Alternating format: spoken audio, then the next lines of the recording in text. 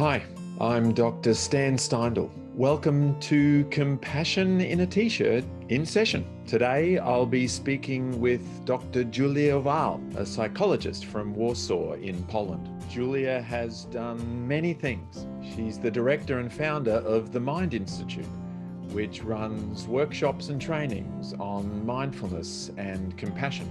She's the academic director of the postgraduate diploma in mindfulness and compassion at the SWPS University. She's the co-founder of the Proactive Leadership Academy and the director and founder of the Polish Mindfulness School. She's incredibly accomplished, and I can't wait to hear what she has in store for us. I hope you enjoy my conversation in session with my friend, Dr. Julia Wahl.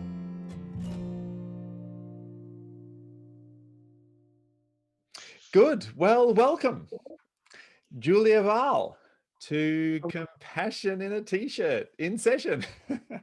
I am even wearing a T-shirt, by the way. So you are. It's a stunning one. Yes. Yeah, thank you. Yes, I can see. Yes. So it's the Ace of Love. Oh, so yes. Not to be confused with compassion, obviously. Love. Oh, okay. Oh, yeah. We can get onto that later. Yeah. No, I love the T-shirt. It's I can sense a lot of meaning is wrapped up in that imagery.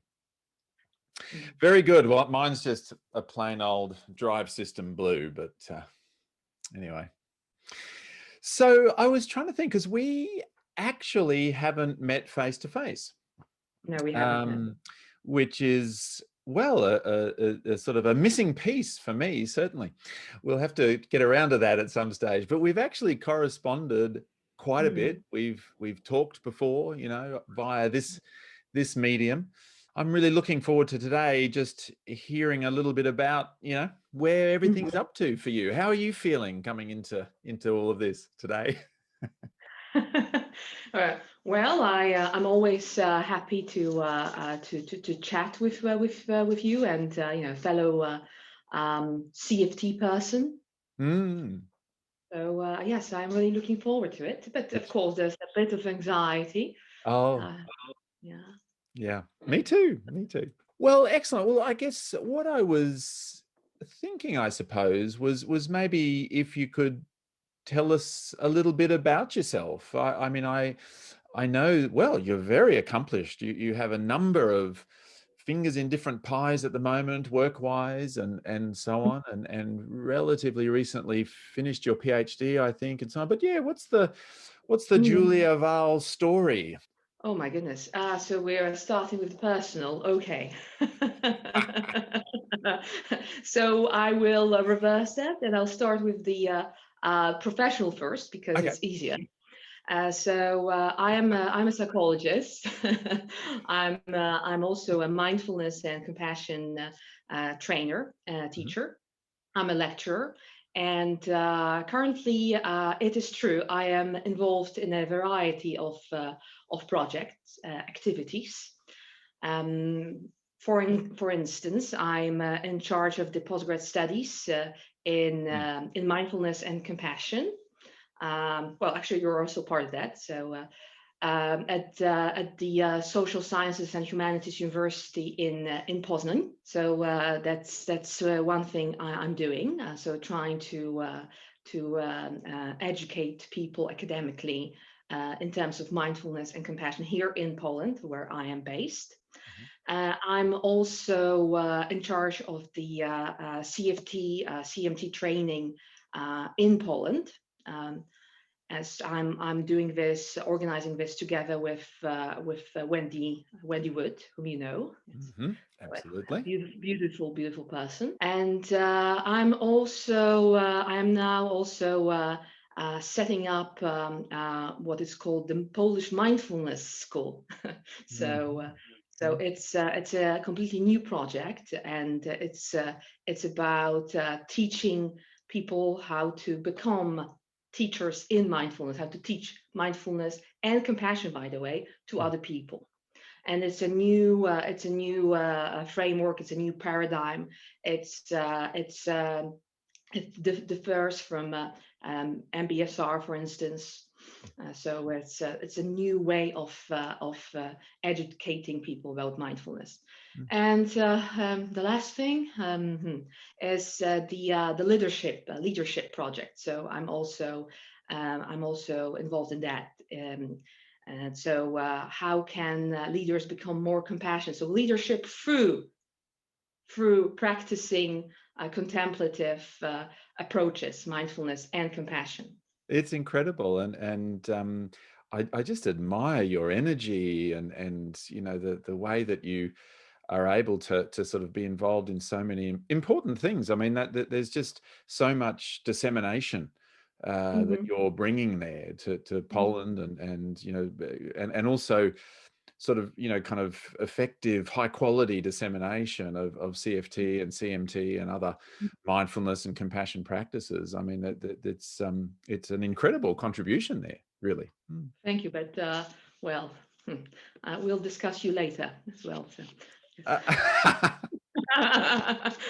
Because I think if we are passionate like yourself, we're passionate about this whole business. Although I think shouldn't be the best way to describe it, should it? Hmm. Which is another issue. Maybe we'll get into that later. Yes, yes. But the whole area of compassion, you are enthusiastic about it because you try and live by it, basically. Yes, it sort of gets a bit of a hold of you, doesn't it, in a way? It kind of gets in and it gets in there and it gets a bit of a hold of you, and it's sort of extremely motivating and sort of trying to live by those principles and the motivation behind it and to be helpful really is what it's all about, and trying to spread the news. Yeah, I mean, well, my question is whether it's that some kind of certain type of people are drawn to this kind of work, or Mm, is it that because of this work, these practices, we become different, like mm. more compassionate, or is it actually both? I believe it's both.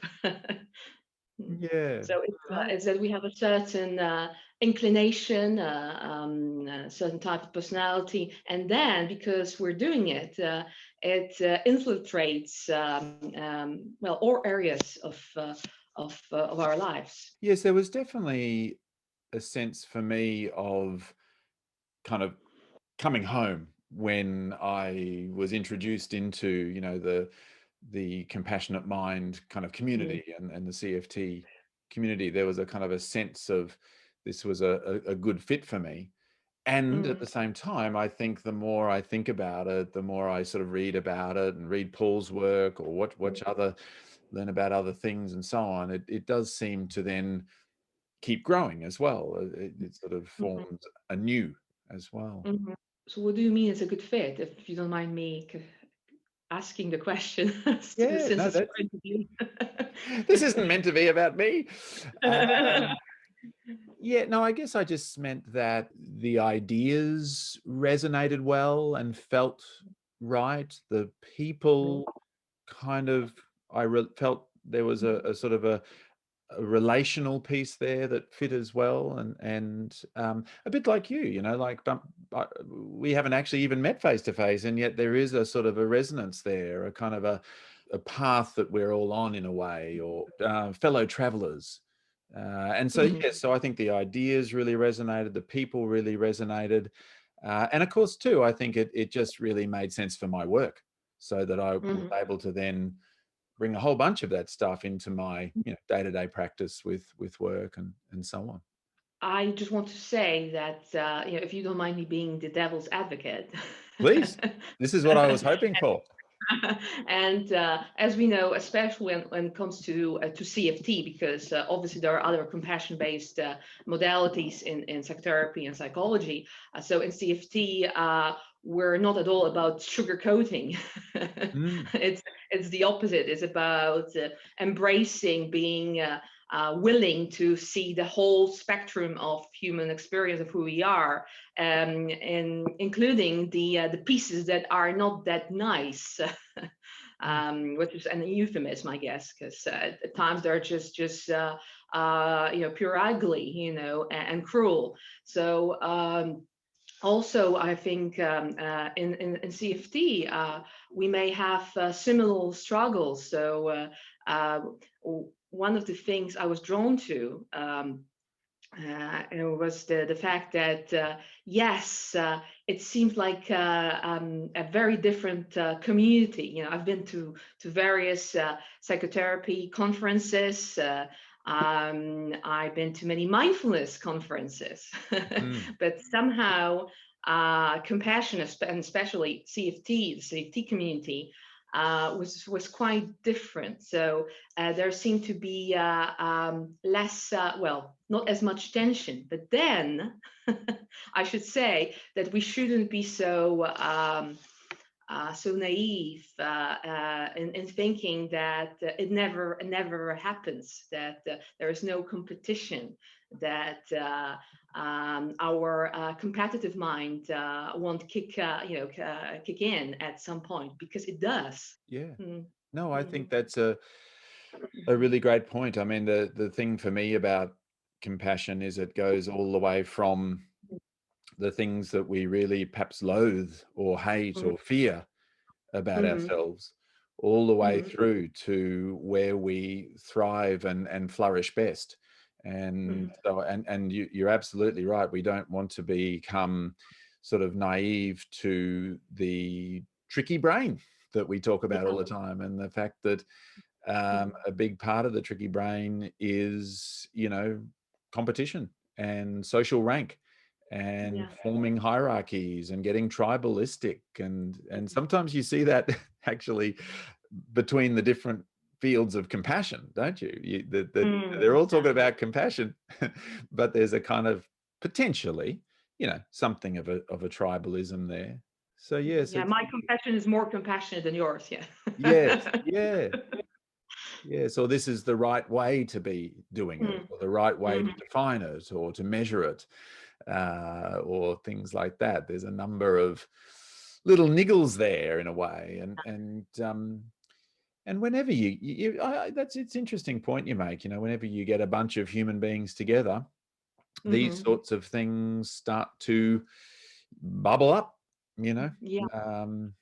We have the threat, drive, and soothing, no doubt, all gets activated in different ways, and then our new brain kind of loops kick in, and it all can happen. Because I think that's a fear I have, that because it is in my experience, it has been a very different experience, different community, more accepting, and not pretending to be accepting, by the way, because some communities they seem to be very they're very accepting, but it's just a facade. It's when it comes to to life, suddenly there's no support, professionally or personally. But my fear is that because it's such a nice community, we may not be willing to at times be confronting with the things that aren't that nice, like the competitive mind, like the issue of inclusion and diversity. And I know it's big on the political agenda worldwide these days, but which is, I think, good, by the way. So it shouldn't be just another slogan. Let's be diverse, let's be inclusive. But what is it that we actually do about it? So is it an Anglo-Saxon? And I'm not saying that that's the case, but maybe there's a question mark. Let's let's reflect on that for a moment. Is it a white male Anglo-Saxon area of expertise? So can we bring it to other areas, and not only to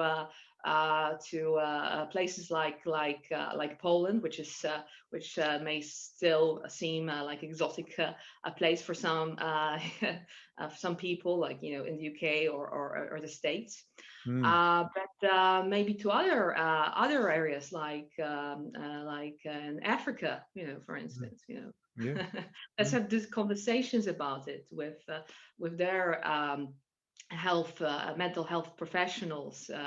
What is the understanding of compassion? So mm, we wouldn't be so complacent and so well, just thinking that it's brilliant what we're doing, and um, you know um, it's all perfect, because it's never perfect, and that's exactly why we need compassion, and especially in CFT, and that's why I like it so much. Um, um, and I appreciate, whilst I appreciate various models, but CFT emphasizes the need to be brave enough to to see how we really are.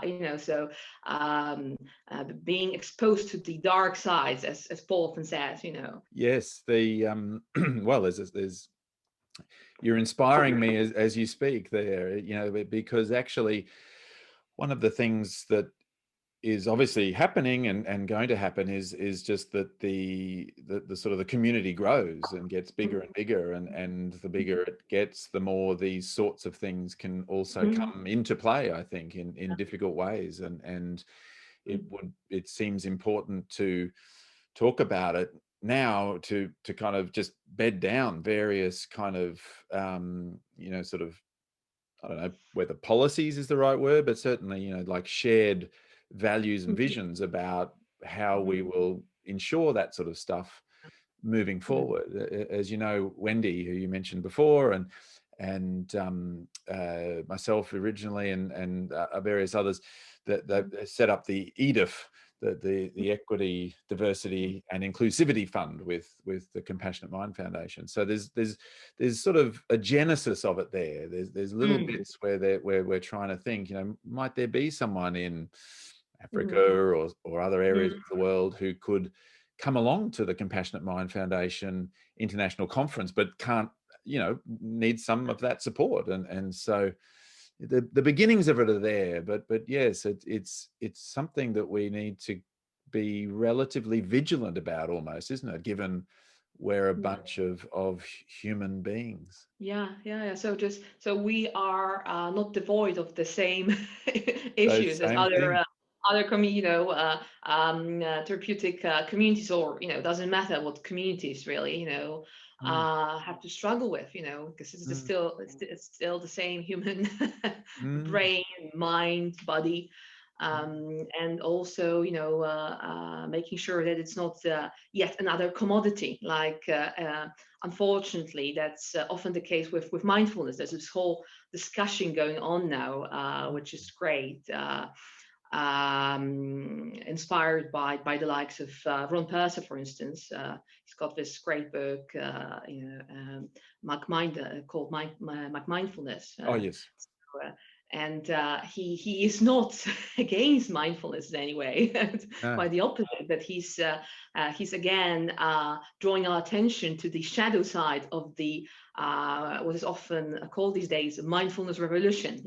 Is it a Mm, revolution really, or is it about us feeling better? Especially the people who are doing it professionally or practicing it, and we're thinking then just practicing it makes the whole world better. No, actually, it's mindfulness it's about becoming aware, but then aware of the things that are happening, that are need to be done, but then we actually have to do something about it. mm, Just breathing in and out isn't enough, and I think that's why compassion plays such a big role, because in my understanding it's the commitment to do things wisely. mm, And well, what is wise? That's another huge issue, topic. mm.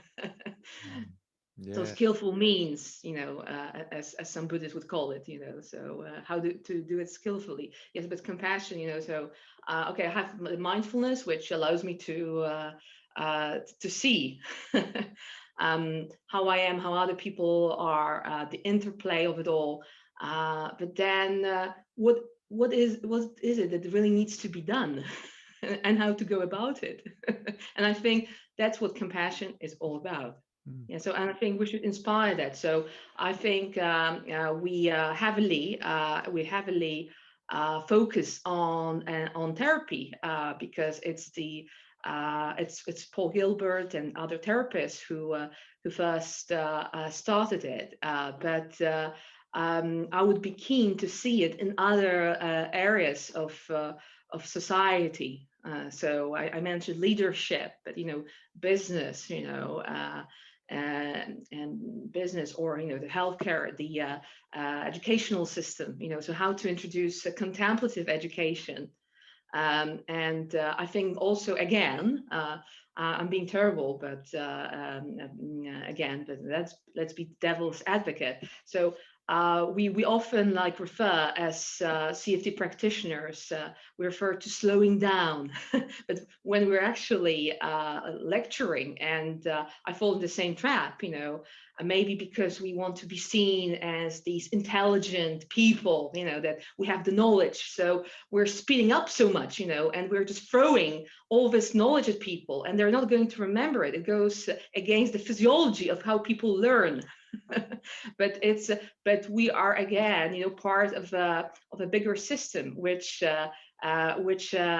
education, the way that the current educational system, it's the paradigm that goes against learning.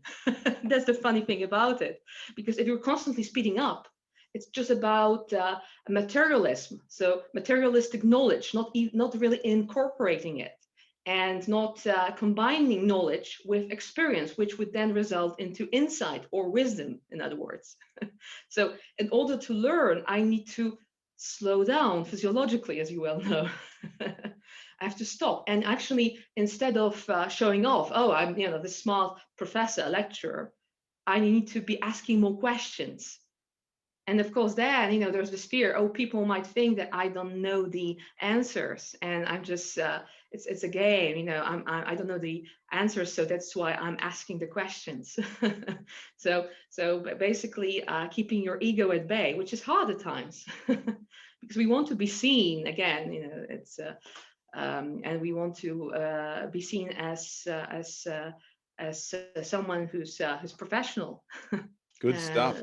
Good stuff. I mean, it's the mindfulness and the compassion mhm, potentially fall into these traps where mhm, they're seen as a fix for something as mhm, well, and that we might use mindfulness or compassion practices like we might take a Valium to just sort of feel better in the moment mhm, or something like that. mhm, But they're far deeper, wider, longer, broader than that. And mhm, it's very interesting to think, how do we stay kind of clear about what we're really talking about with mhm, those sorts of ideas. The mindfulness is the seeing, and perhaps the compassion is the motivated kind of doing, and but the wisdom, mhm, kind of behind all of that, when we get caught up in a competitive mhm, motivation, or for that matter, a threat-based motivation.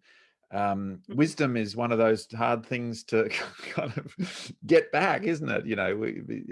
It's sort of, um, mhm, we're all a buzz, and the sympathetic nervous system, I guess, is all kind of mhm, upregulated, and so we actually become a bit disconnected with the core mhm, of what we're even talking about, or trying to disseminate or teach, or mhm, and mhm, it sort of, I love what you said there. In some ways, the biggest uh, sort of contribution is actually to listen, mhm, to ask questions, to sort of mhm, explore people's intrinsic wisdom, to create guided discovery, to have experience, mhm, and then all of that maybe kind of creates the wisdom that you're talking about. Yeah, but and I'm not blaming us here, by the way. Ah, I'm just saying that we should be aware of that because, again, personally, I do fall in the same trap at times. But and we're part of a bigger problem. So the Prussian or Victorian doesn't matter, or even Confucian type of education, which is about showing off, which is about competition, being the best, mm, uh, um, but that's not how we, of course, understand being the best in compassion, because to us it means being the best we can be in compassion, but not being ideal. It's not about being perfect. It's always about perfecting, but not mm, never about perfection. And that's exactly why we need compassion, because we can never be perfect, and we will always fail at least at something, or mm. other people will fail us, So I would then ask how we are educating people in at least in the areas that we are responsible for. So the way I am presenting my lectures, the way I am running my workshops, do I still fall into the same Prussian, Victorian, or Confucian style of educating, teaching people? And as you mentioned, the issue of asking questions. So I don't need to know the answer. And in Encyclopedia Britannica, there's a great term. It relaxes me to read Britannica at times. Don't judge me. There, there is this term called disinterested thinking. So it's a different way of thinking, meaning that it's not about not thinking. And sometimes we actually equate mindfulness or meditation with not thinking, which of course that's not what it's about. But it's like I am asking a question. It's a way of reflective thinking. I'm asking a question, or the question, yeah. But then just leaving it behind. It's like in the background, and I can intentionally go back to it, or I just simply naturally go back to it. Uh, but it's not about finding the answer immediately. Mm, mm, So it's very different for instance, brainstorming. So that's why physiologically we need to slow down. That's why we should not only allow ourselves to go on holiday, once in a while, and but the rest of the time I'm just speeding up. I'm either in my drive system or my fresh system, so I'm always in the doing mode. But it actually goes against being or inspiring creativity. Creativity happens in boredom, mm, which, by the way, isn't boring at all. When I just let myself be. So disinterested thinking, this interested way of being, doesn't mean I'm not interested. By the way, doesn't mean I am not thinking, but I just let go of any I know serious activities. mm. Well, what constitutes being serious, by the way, but it's another question. So, but focusing on something intentionally. So, so that the free circles, the free circle model. So, how do we actually incorporate it into our professional lives, into our universities? Like universities these days, again, have nothing to do with inspiring people. They become like corporations. There aren't that many conversations about ideas. Ideas, no. It's about, again, producing workers. Like there are like professional schools, or producing more money. Yes. So I think it goes against our compassionate mind and wisdom, because it's not sustainable, is it? And we can see it especially these days, with COVID and with the climate change. And so it's only going to get worse. And again, it's not about becoming pessimistic, but it's about becoming realistic. It's about being utopic and changing it into utopia. So so I think utopia. I mean, not so far, not so long ago.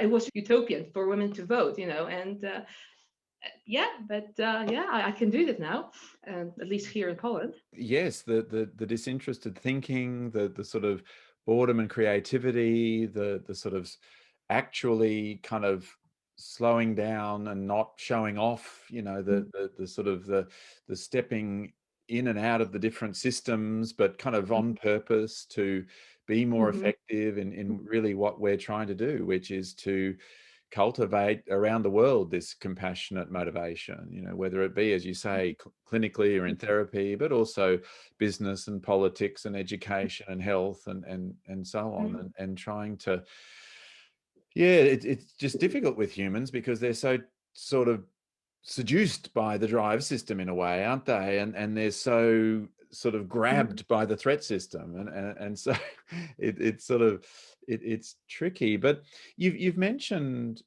wisdom, and you've mentioned, I think, courage, Mm-hmm. and obviously the strength sort of stuff about compassion, and there's that the care and commitment and so on. But is another quality something like humility? Well, it's I agree with it wholeheartedly. But my question would be, but how to actually do it? Yes. Because statement, let us be more humble. And again, I agree with it completely.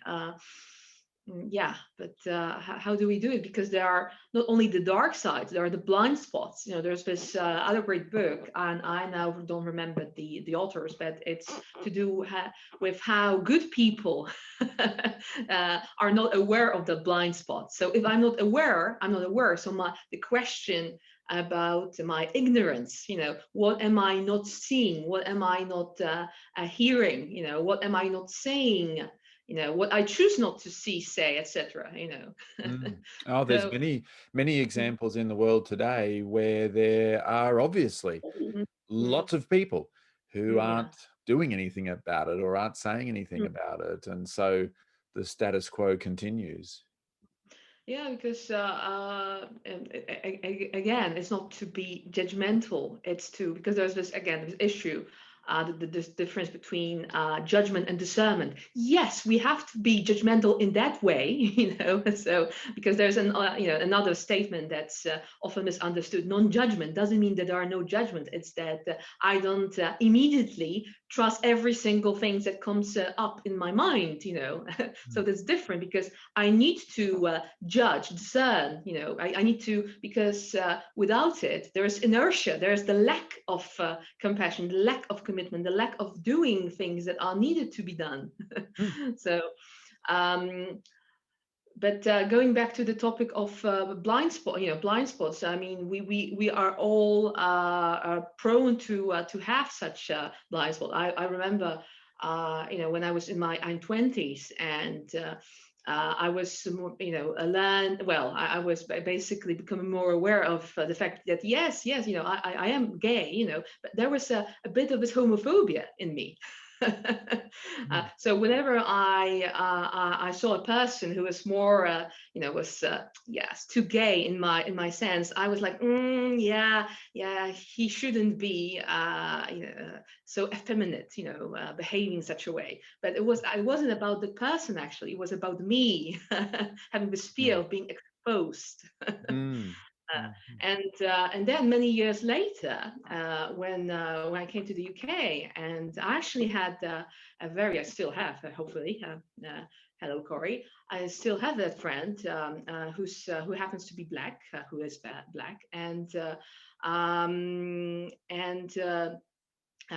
once we were having this conversation, and I suddenly realized that I had this drop of racism in me. Because, for instance, whenever I would see, let's say it was in the evening, and I would see a black guy, a black male, I would become tense. Well, actually, I think, and ever since I'm more fearful of these kind of people, well, why not a white male?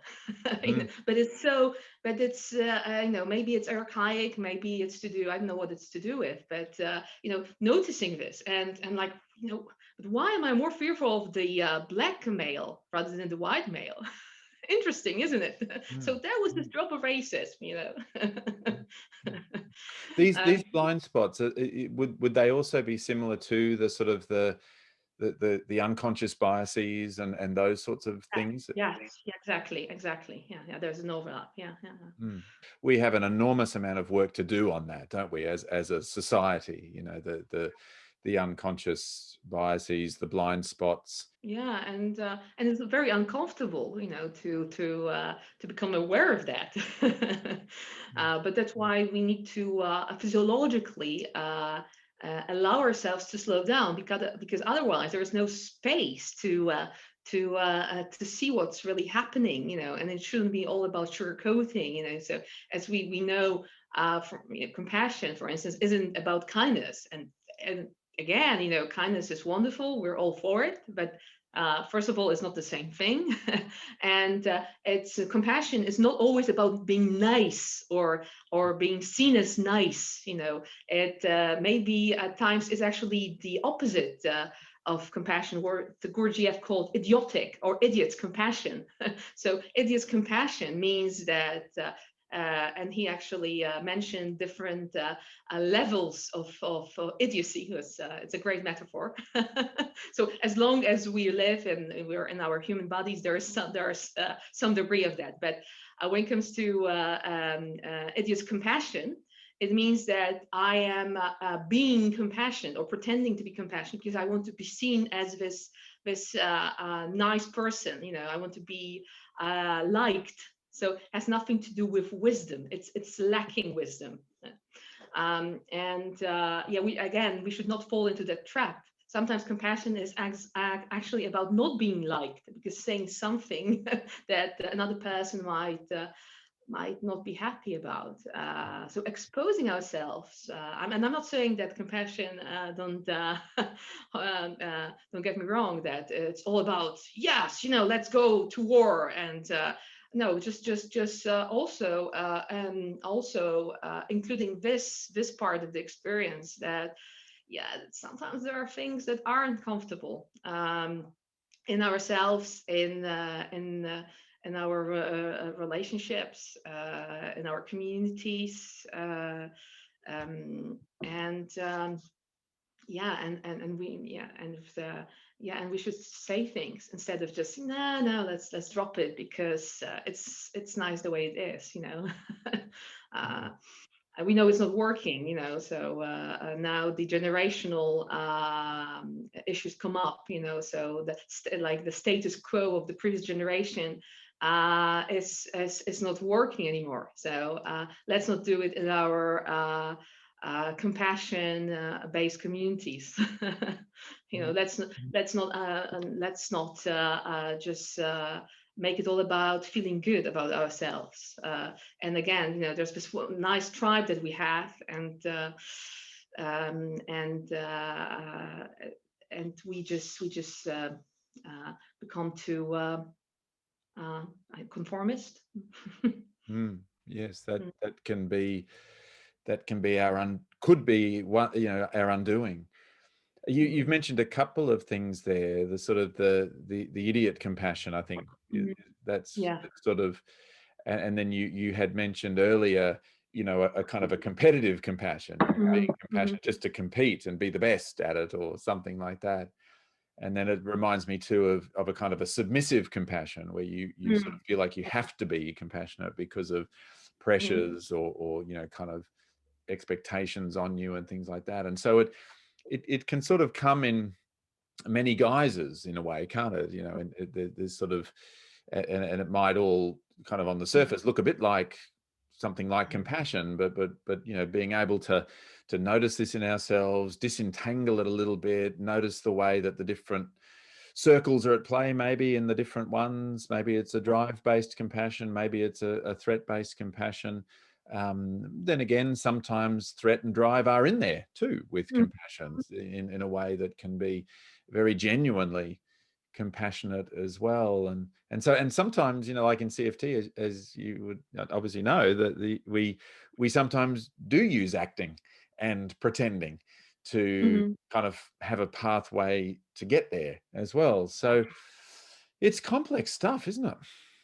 Well, I think, whilst we learn or recall, recultivate, I should say, because it's not about learning a new trick. It's already there, as we know. So so whilst compassion is located in the soothing system, it's actually done, or it's being done in the other two systems. Mm, mm, That's so it's not about just feeling good. mm, mm. It's not Mm. about doing something that feels good necessarily, but perhaps is good for you or is good for another person. Yeah, so going on, constantly going back to our intentions, and so uh, what is it based on what I'm experiencing currently in my body, in my thoughts and feelings, my relationships, and the current circumstances, and beyond that, what's generally important? What is it that I want to be cultivating? Going back, what type of activities? People, places, and why, So, and it doesn't have to be the same thing throughout. Maybe it's changing again due to my circumstances. So, what is it really that would be helpful to me, to others? Mm, What is it that is really important? And mm, not just and it's not a superficial question. Again, it's not about just filling out this questionnaire. What is my value? No, let's again go back to it, reflect on it, and maybe, as we do in CFT, um, um, uh, eventually there will be a feeling, even a settled feeling, or maybe an image, and we don't have to understand.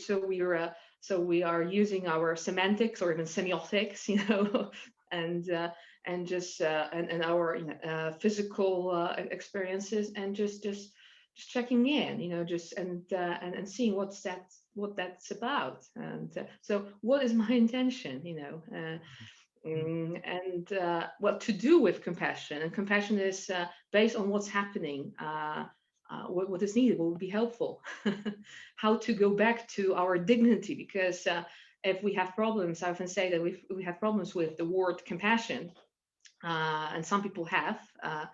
Let's just say it's about dignity. So going back to my own and the other person's, our mutual dignity. And dignity is something so much more basic than respect, which you have to earn. So the concept of dignity as a way to help people, got kind of another way in to sort of understanding what we're sort of really talking about with compassion. Yeah. yeah, this was great.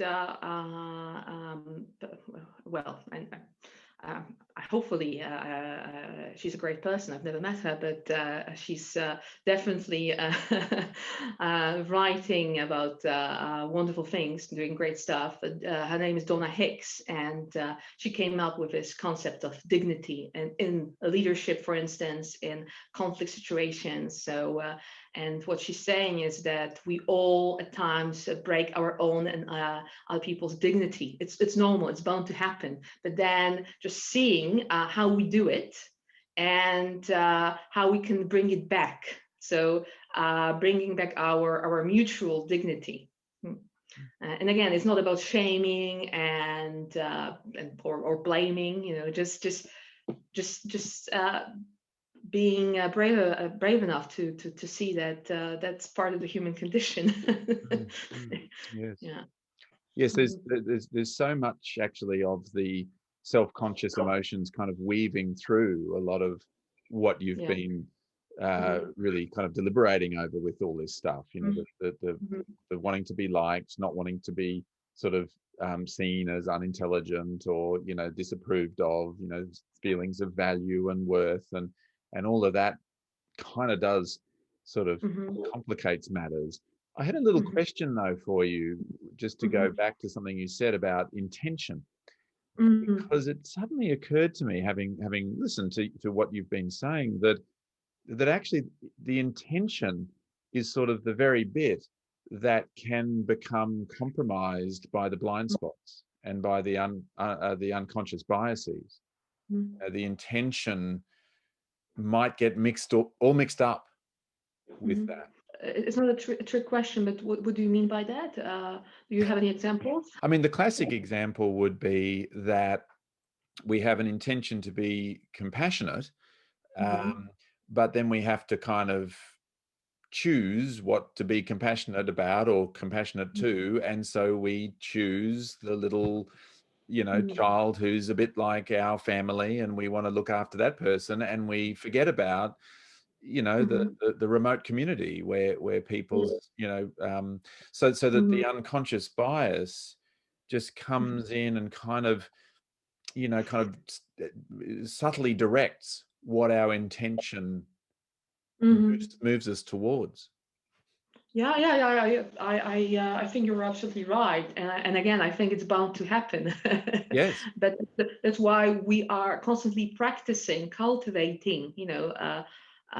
Present continuous. It never ends. So it's a lifelong journey, and I think once we realize that compassion is about it's all directional, or as we would say in CFT, has got many flows, so self-compassion, compassion to others, ability to receive it from others.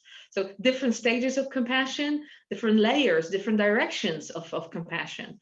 And sometimes, yes, we need to focus on one more than the others. But in the end, we understand that there are different directions, and it's all the same, because there's no you without me and the other way around. It's just rational thinking. It's not this philosophy of Ayn Rand. No comments. So the value of activism, or the last era type of psychology, of self-esteem, esteeming, that doesn't make sense, because there's always somebody who's going to be worse off, or again, the other way around, and it's based on our circumstances, and so it's a very fragile concept, and it's very individualistic, which doesn't surprise me, because, for instance, Nathaniel Branden, he was one of Rand's followers, so. Well, it's very competitive, isn't it? It's a very competitive sort of, I'm able to have self-esteem when when I can see that I'm better than someone else, or something like that, or see what my strengths are compared to others.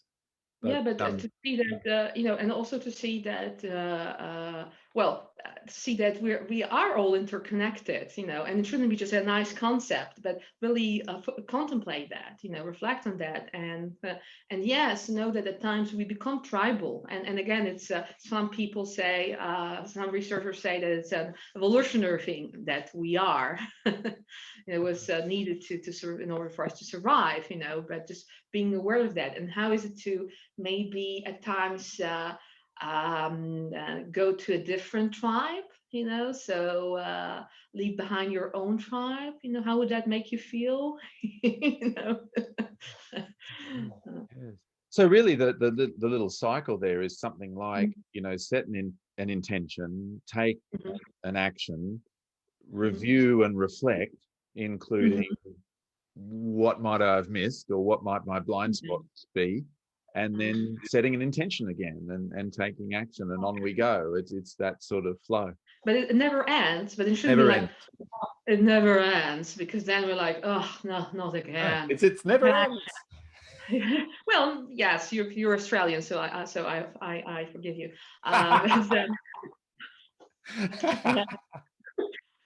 Well, here in Europe, we're like, it never ends. But I'm just being silly. I know, it's fun. Stupid sense of humor. You have to, but please do apologize. I do apologize. Please forgive me.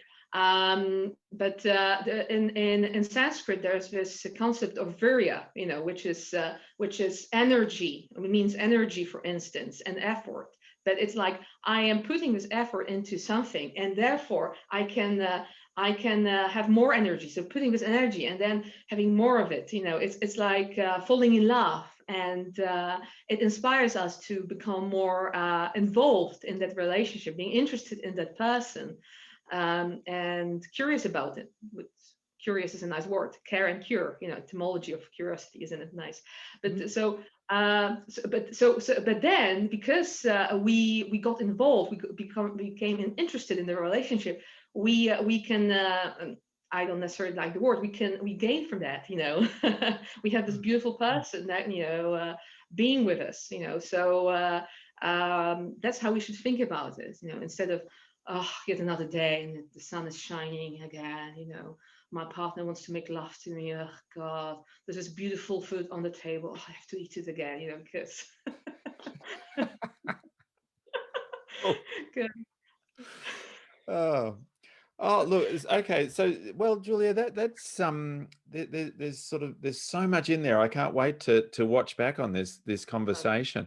Was there any other things that you felt like you sort of wanted to touch on, in our conversation today? You've touched on so many things. Really? That's not a good question to be asking me. Yeah, I suddenly realized, what am I doing?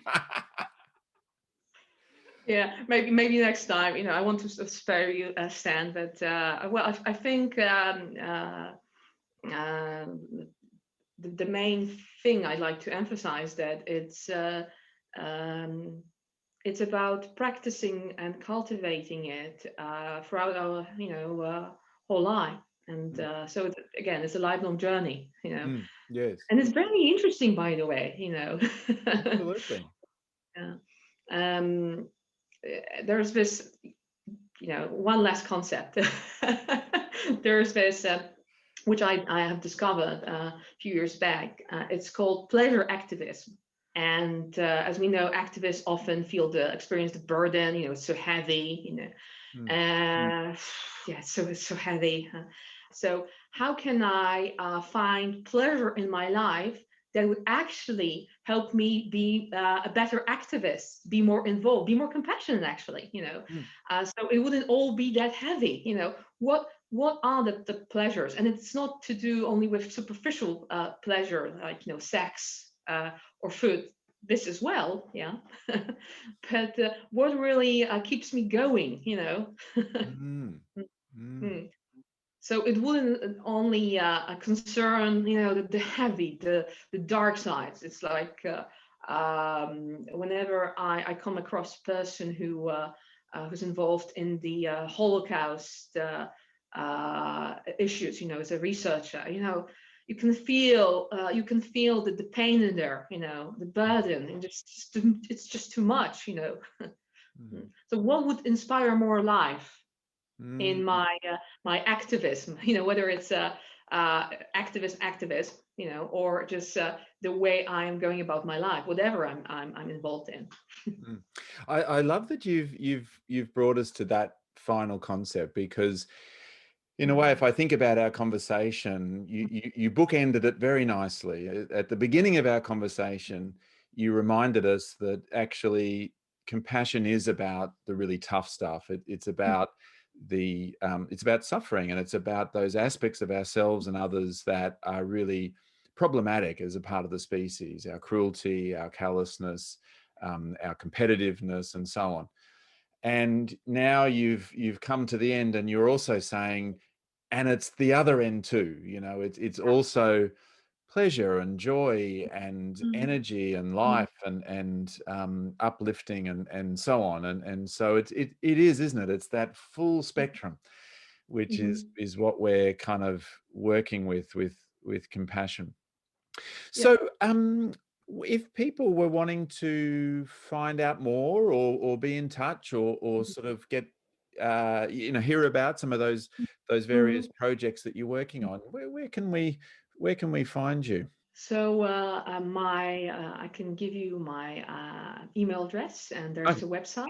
So it's Julia Wahl. So and my surname spells WAHL at juliawahl.co.uk. That's the address for my previous English British life. You're doing so many great things, and I have no doubt that people will be sort of interested or kind of potentially be in touch. But Julia, it's been wonderful to get to have a whole hour and a bit with you and just chatting about all of these thoughts and ideas and getting us all really thinking. So thank you very much for a wonderful chat. Thank you for having me, and have a good evening, I guess. Exactly. Like where you are.